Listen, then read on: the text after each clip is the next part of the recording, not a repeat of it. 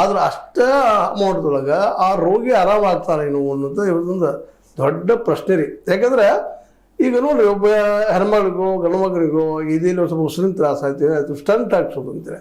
ಒಂದು ಸ್ಟಂಟಿಗೆ 2 ಲಕ್ಷ ಎಷ್ಟೊಂದು ಮಾಡಿದಾರೆ ಫಿಕ್ಸ್ ಅವ್ರು. ಅಷ್ಟೇ ಕೊಟ್ಟರೆ ಅಷ್ಟೇ ಮುಗಿದಿಲ್ಲ ಅದು.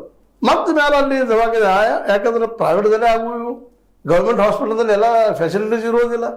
ನೀವು ಪ್ರೈವೇಟ್ದಲ್ಲಿ ಹೋದ್ರಪ್ಪ ಅಂತಂದ್ರೆ ಈ 2 ಲಕ್ಷ ಅಂದ್ರೆ ಮ್ಯಾಲೆ ಅವ್ರಿಗೆ ಹೇಳಿದಷ್ಟು ನಾವು ಕೊಟ್ಟು ಬರ್ಬೇಕು. 20,000 ಕೇಳ್ತಾರೆ, 50,000 ಕೇಳ್ತಾರೆ, 40,000 ಕೇಳ್ತಾರೆ. ಮತ್ತು ಅಲ್ಲಿ ಗುಳಿಗೆ ಔಷಧ ಮತ್ತು ಖರ್ಚು ಬೇರೆ ಅವರು. ಅದೇನೋ ಸ್ಟಂಟ್ ಹಾಕೋದಷ್ಟೇ 2 ಲಕ್ಷ. ಅವ್ರು ಹೇಳ್ತಾರೆ ಏನೋ ಅದರ ಕೊಡ್ತಾ ಇದ್ದಾರೆ, ಉಳಿದು ವ್ಯವಸ್ಥೆ ಅಲ್ಲಿ ಇರುವುದಿಲ್ಲ. ಆದರೆ ಕೆಳಗೆ ನೀವು ರೂಲ್ಸ್ ಬರ್ತಿರ್ತೀರಿ, ನಮಗೆ ಶಾಂಕ್ಷನ್ ಮಾಡಿದಂಥ ದುಡ್ಡಿನಲ್ಲೇ ಇಲ್ಲ ಯಾರು ದುಡ್ಡು ಕೇಳಿದ್ರೆ ಅವ್ರಿಗಿಲ್ಲ ಅಂತ ಹೇಳಿದ್ರಿ, ಹಾಗೆ ಹೀಗೆ ಬರೆದಿರ್ತೀರಿ. ಆದರೆ ಯಾರಿಗೆ ಕಂಪ್ಲೇಂಟ್ ಮಾಡೋದು, ಅದನ್ನು ಮಾಡಿದ್ರು ಆಗ್ತದೆ ಕೆಲಸ ಅನ್ನುವಂಥದ್ದು. ಹೀಗಾಗಿ ಉದ್ಯೋಗವೂ ಸಮಾನವಾಗಿಲ್ಲ, ಶಿಕ್ಷಣ ಸಮಾನವಾಗಿಲ್ಲ, ಆರೋಗ್ಯವೂ ಎಲ್ಲರಿಗೂ ಸಮಾನವಾಗಿಲ್ಲ. ಶ್ರೀಮಂತರಿಗೊಂದು ಆರೋಗ್ಯ, ಬಡವ್ರಿಗೊಂದು ಆರೋಗ್ಯ.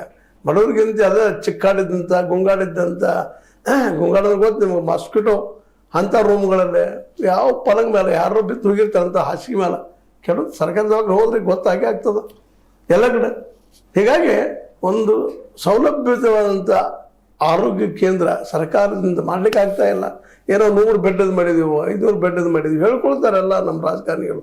ಅಲ್ಲಿ ಹೋದಾಗ ಅವ್ಯವಸ್ಥೆ ಎಷ್ಟಿರ್ತದೆ, ಯಾವ್ದು ಪಡಿಬೇಕಾದ್ರೆ ಅಡ್ಡು ಸಹಿತ ನೀವು ಲಂಚ ಕೊಡಲೇಬೇಕಾಗಿದೆ.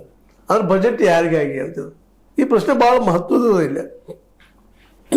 ಮುಂದೆ ಶಿಕ್ಷಣ ಆರೋಗ್ಯ ಎಲ್ಲರಿಗೂ ಸಮಾನವಾಗಿದ್ದು ಸಾಧ್ಯನೇ ಸಿಗ್ತಾ ಇಲ್ಲ. ಬಡವರಿಗೆ ಒಂದು ಮತ್ತು ಶ್ರೀಮಂತರಿಗೂ ಒಂದು. ಬಡವರಿಗಂತೂ ಹೆಚ್ಚು ಕಡಿಮೆ ಪ್ರೈವೇಟ್